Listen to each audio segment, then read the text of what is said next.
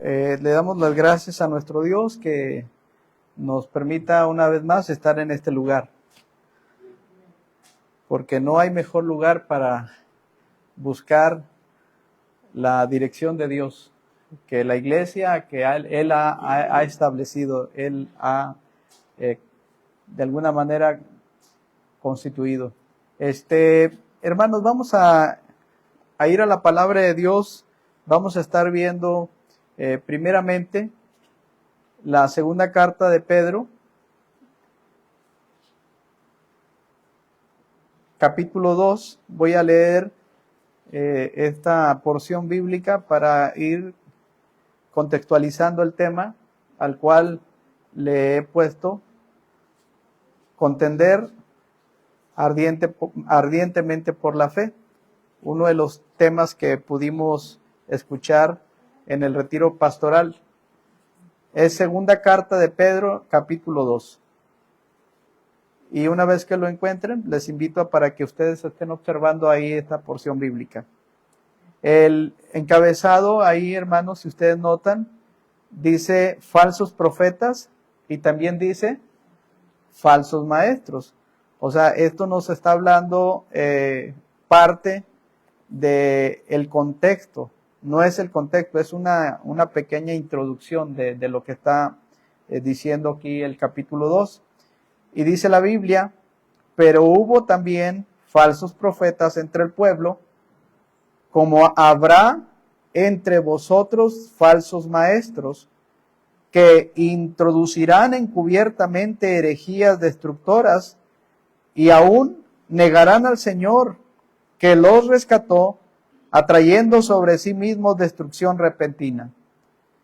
Y el versículo 2 dice: y muchos seguirán sus disoluciones, por causa de los cuales el camino de la verdad será blasfemado. Y sabemos que Cristo es la verdad. Versículo 3: y por avaricia harán mercadería de vosotros con palabras fingidas. Sobre los tales ya de largo tiempo la condenación no se tarda y su perdición no se duerme.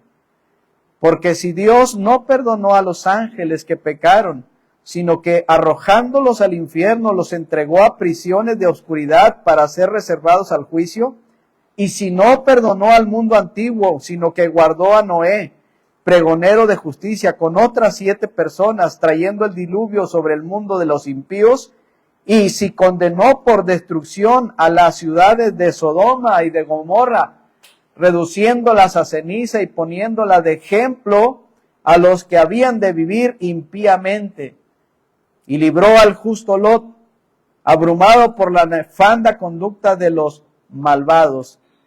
Y hermanos, así sucesivamente el Señor, por medio del apóstol Pedro, nos hace un recuento de las condiciones en las que vivían aquellas personas que seguían las disoluciones de falsos maestros y falsos profetas. Y nos hace ver que Dios en su momento tiene todo bajo control. Dios a veces, hermanos, nos permite pasar por situaciones no muy favorables, porque tiene un propósito. Pero también, hermanos, hay que entender que las cosas del Señor son muy serias. O sea, que va a llegar un punto en el que el Señor emite sus juicios. Y sus juicios, dice, son todos justos, dice la palabra de Dios. No es que Dios pierda la paciencia, solamente que Dios nos estipula una y otra vez las cosas que hemos de hacer, y cuando no las hacemos, llega un punto en que simplemente Él va a tomar otras acciones. En los días de Noé, dice la Biblia que la maldad iba en aumento, y llegó un punto en donde el Señor emitió su juicio. ¿Y quién le puede decir a Él no lo hagas? En Sodoma y Gomorra lo mismo, y llegó el momento en que Dios emitió su juicio. A Dios no se le escapa absolutamente nada. Por eso el versículo dice en el versículo 4, porque si Dios no perdonó a los ángeles que pecaron, sino que arrojándolos al infierno los entregó a prisiones de oscuridad para ser reservados al juicio, y no perdonó al mundo antiguo, sino que guardó a Noé y a sus hijos, Sem, Cam y Jafet, y así sucesivamente. Hermanos, el tema tiene que ver con contender ardientemente por la fe. La fe, hermanos, ya lo hemos visto en otras ocasiones, es creerle a Dios. Recordemos que la fe es la certeza de lo que se espera, es la convicción de lo que no se ve. Y el versículo 6 de ahí de Hebreos dice, pero sin fe es imposible agradar a Dios. Vamos para esto ubicarnos en la carta de Judas.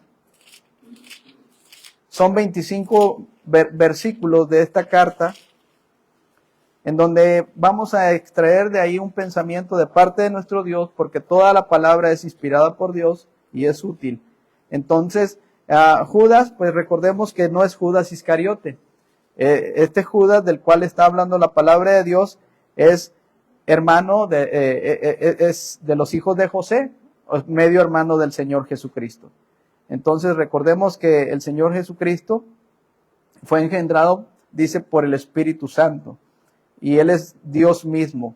Entonces, ahí en el capítulo 1 de Judas, hermanos, Judas y segunda carta de Pedro en el capítulo 2 casi van muy ligados en el contexto de lo que está diciendo en cuanto a los falsos profetas y falsos maestros.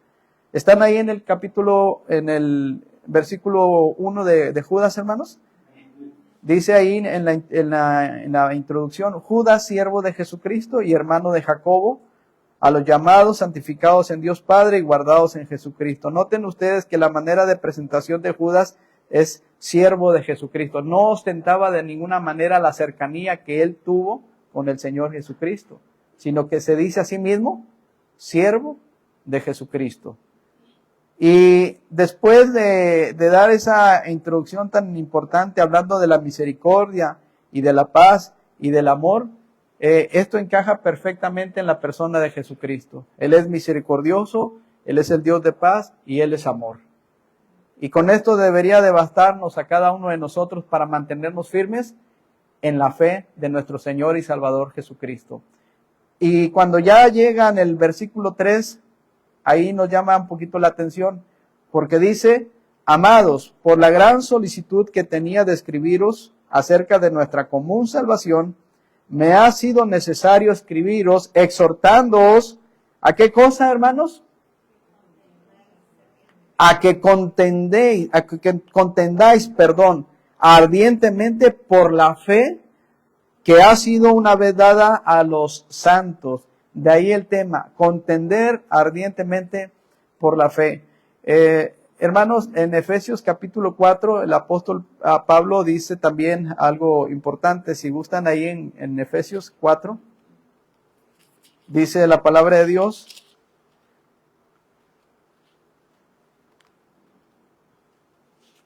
Después de la introducción y de la invitación a cómo debemos de comportarnos, dice el versículo 3, solícitos en guardar la unidad del Espíritu en el vínculo de la paz. Y luego dice, un cuerpo y un espíritu, como fuisteis también llamados en una misma esperanza de vuestra vocación. Y el versículo 5 dice, un Señor, una fe y un bautismo. Un Señor, una fe y un bautismo. Estamos hablando de contender ardientemente por la fe. Ahí mismo en Efesios dice la Biblia, no lo busquen, pero ya lo hemos visto. Yo pues preso en el Señor, os ruego que andéis como es digno de la vocación con que fuisteis llamados. Es una invitación a contender. Es una invitación a contender ardientemente por la fe, pero hay una aplicación devocional. No necesariamente es pelear, agarrarnos a bibliazos, ni nada de eso, sino se trata de entender que estamos en el camino de Dios, es el mejor camino y vale la pena pelear la buena batalla. ¿Cómo pelear esa buena batalla? ¿Cómo defender esta postura que tenemos en cuanto a las cosas del Señor? Yo no sé a cuántos de ustedes les obligaron a venir al culto de hoy. Y si los vieron obligado, hermanos, a lo contrario, es decir, ¿sabes qué? No vayas a la iglesia. No vayas. ¿A qué vas? Es ahí donde se hace manifiesta esa verdadera vocación de que nos ha hecho el Señor. Ese llamado a servirle, a seguirle. Porque cuando alguien te trata de desanimar y tú fácilmente bajas la guardia, pues ahí ya no estás contendiendo por la fe. Al contrario, te estás dejando llevar por esas palabras lisonjeras que lo único que están haciendo es neutralizar tu vida espiritual. ¿A poco no cuando venimos a este lugar hay retos, hermanos, de quedarnos, de no hacer algo para el Señor? Siempre va a ser esto. Entonces, ¿cuál es nuestra postura en cuanto a la fe? El apóstol Pablo dijo, yo sé en quién he creído. Sabemos en quién hemos creído, hermanos, y Él es todopoderoso.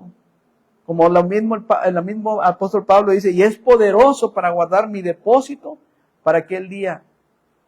Me llama mucho la atención de las personas que tienen una fe pero mal depositada. Una fe en donde a capa y espada defienden su postura y no permiten que nadie cruce los linderos de sus creencias. ¿Habrán oído ustedes de personas que van allá a Espinazo? ¿Sí han visto algunos documentales? Cantidad de personas llenan este lugar que me hace pensar en Wadley. Wadley es un lugar de pocos habitantes, pero cuando llegan las tradiciones, las fiestas patronales, ese lugar se transforma. No caben los autobuses ahí en Wadley. Y la fiesta y todo lo que conlleva. Bueno, allá también en Espinazo, muchas personas visitan estos lugares y esas personas tienen entre comillas, una fe, pero mal depositada.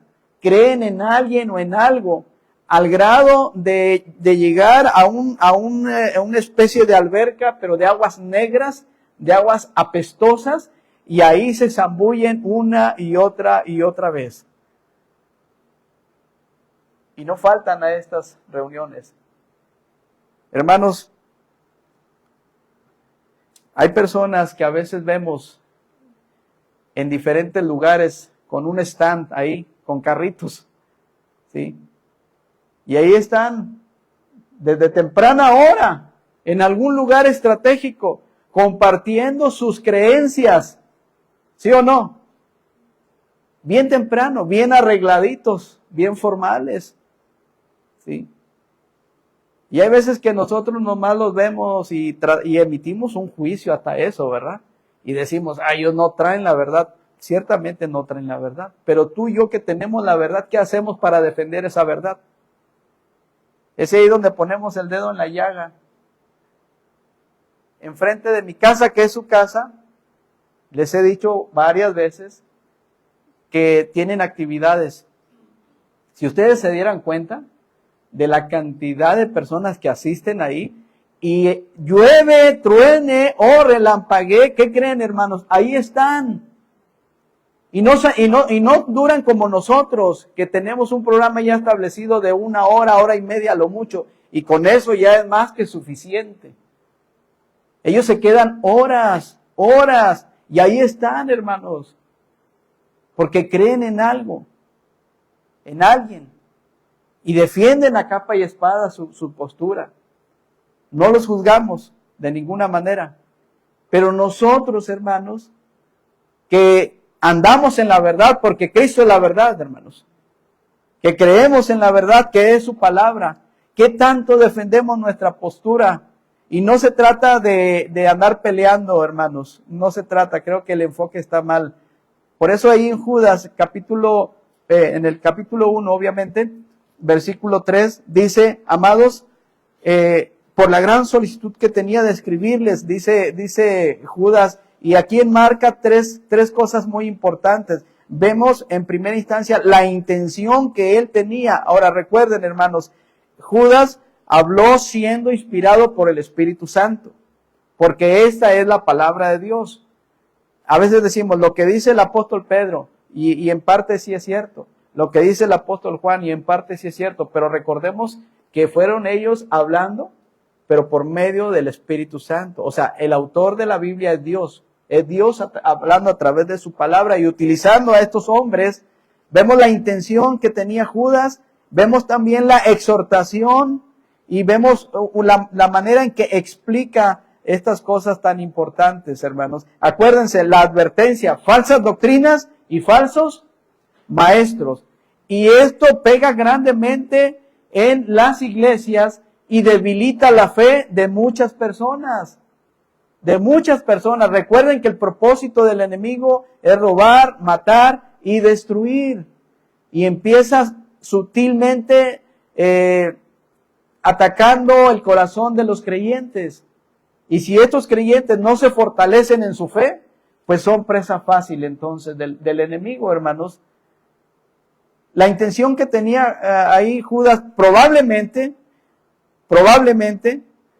la intención de él era escribir una carta diferente, no una carta con denuncias a los creyentes. Tal vez él quería escribir algo positivo, algo más, no sé, como a aquellos que les gusta mucho que se les predique del amor, porque Dios es amor, ¿verdad?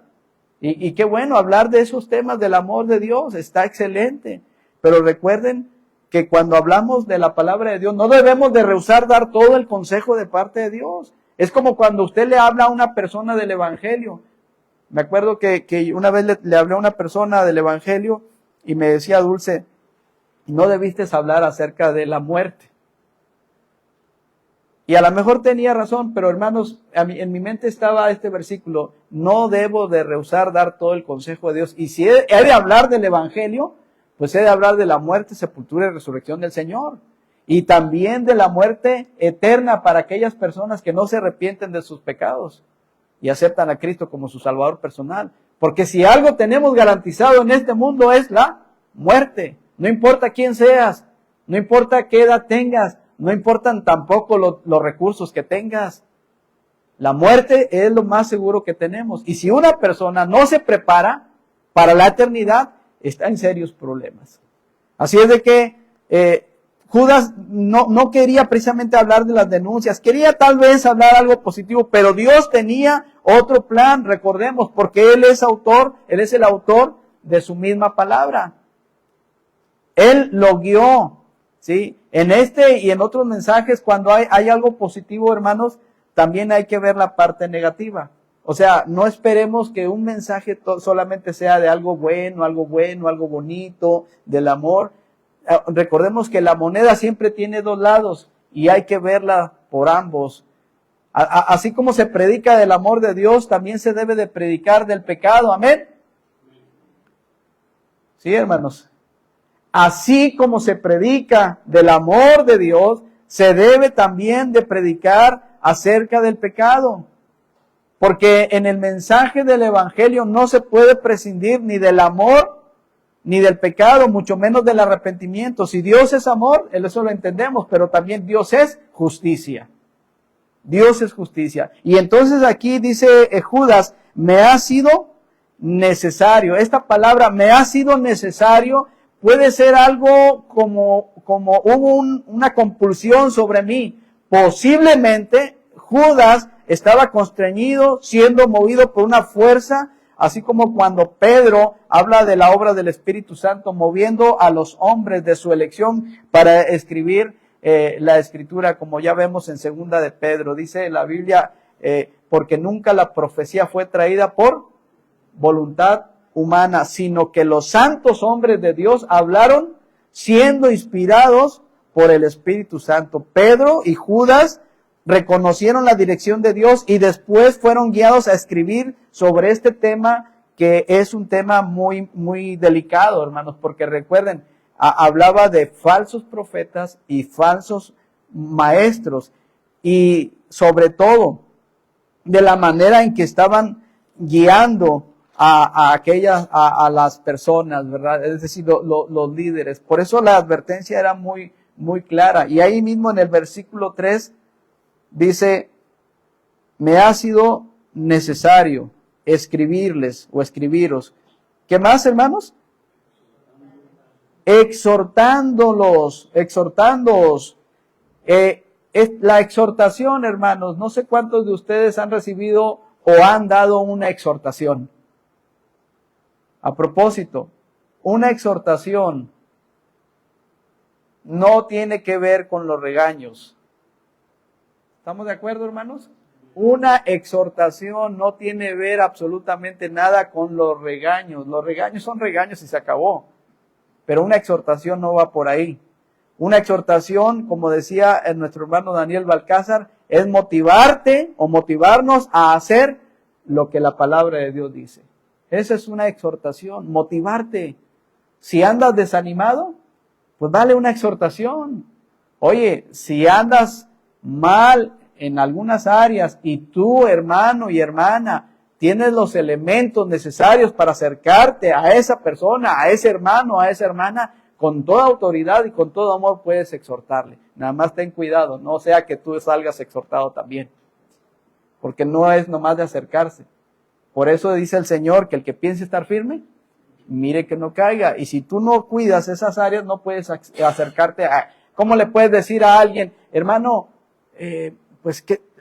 ¿cómo andas en la lectura bíblica? Hermano, ¿cómo ves si hay actividades en la iglesia y podemos meter o sea, tenemos que tener cuidado, hermanos. La exhortación es animarnos a hacer lo que Dios quiere.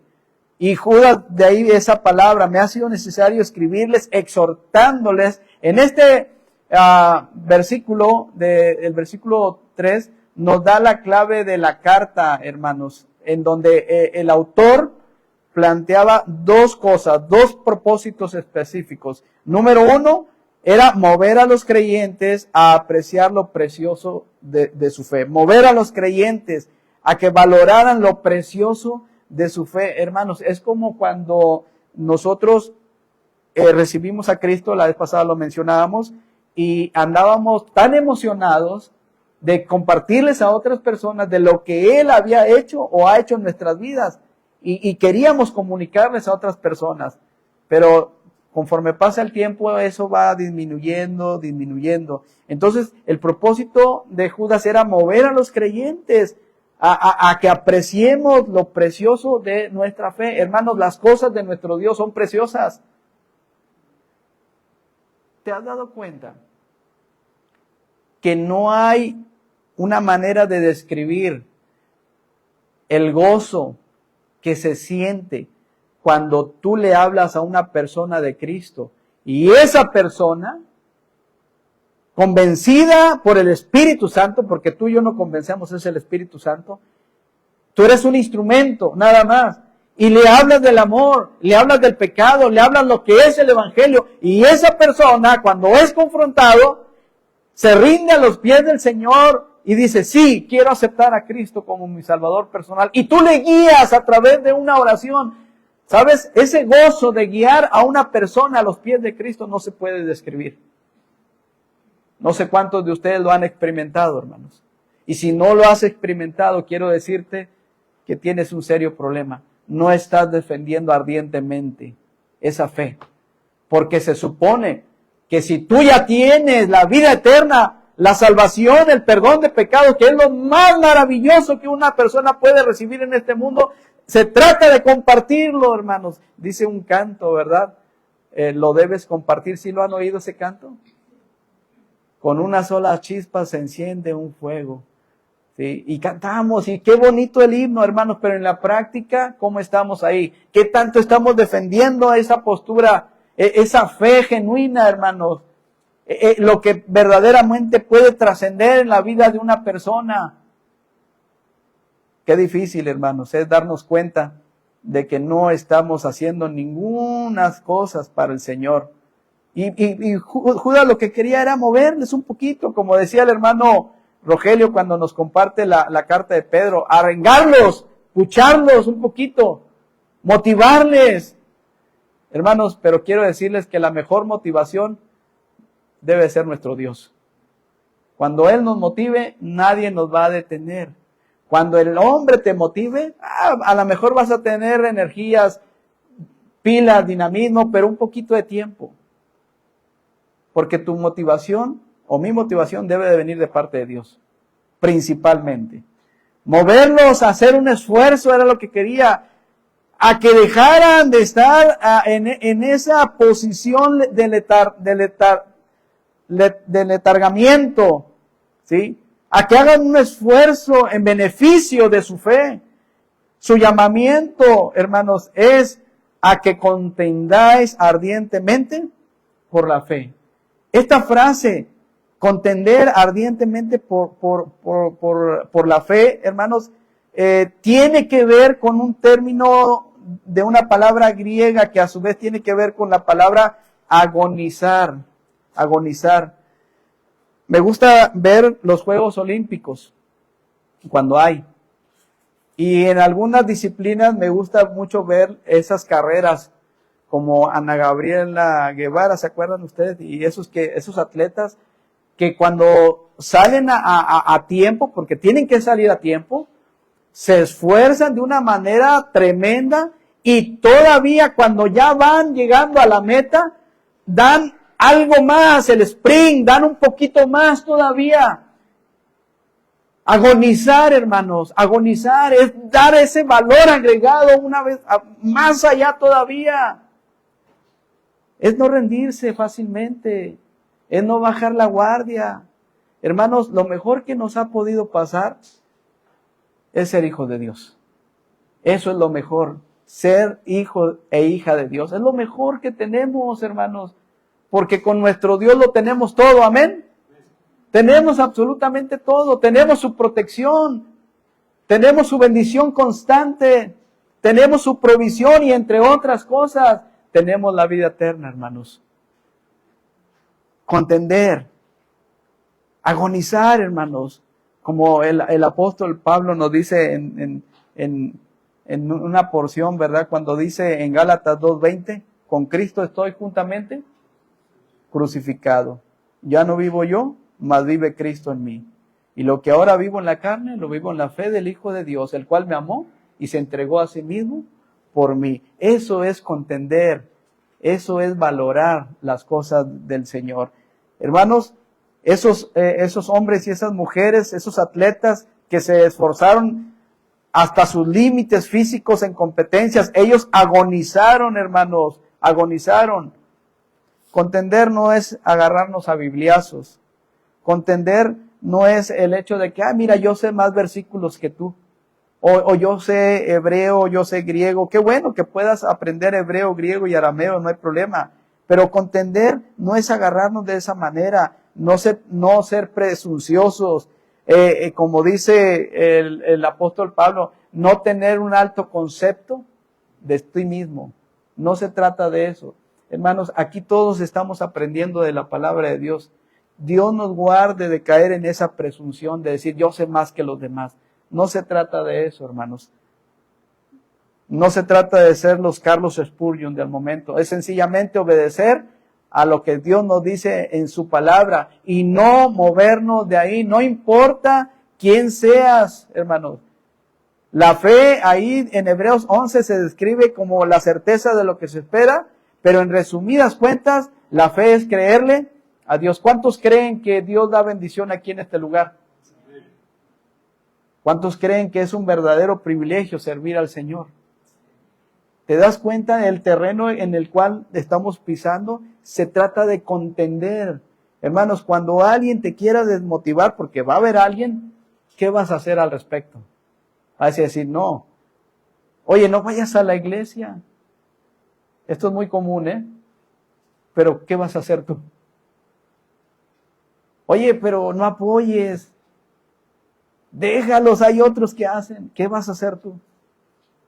Oye, pues cámbiate de iglesia. Cámbiate de denominación. Mira, acá está más llamativo. ¿Qué vas a hacer tú? ¿Saben, hermanos? Estábamos platicando, ya terminó con este comentario, de personas que se han alejado de las cosas del Señor. Se han alejado porque sencillamente dejaron de creer en lo más importante, en la palabra de Dios. La fe menguó, y ese fue el punto de quiebre para que paulatinamente se fueran alejando de las cosas del Señor. Dejaron de pelear la buena batalla. Y sabes, cuando hacemos eso, somos presa fácil del enemigo. Y Judas exhorta a que nos mantengamos firmes, que no estemos viendo o escuchando lo que tiene que ver con los que se han desviado de la fe. No prestar atención a las enseñanzas de aquellos falsos maestros, ni sus publicaciones, ni dar apoyo a sus proyectos, entre otras cosas. Para poder luchar por la verdad de Dios tenemos que separarnos de cualquier cosa que se opone o se desvíe de la palabra de nuestro Dios. Hermanos, la pregunta sería, ¿de qué manera estamos contendiendo tú y yo ardientemente por la fe?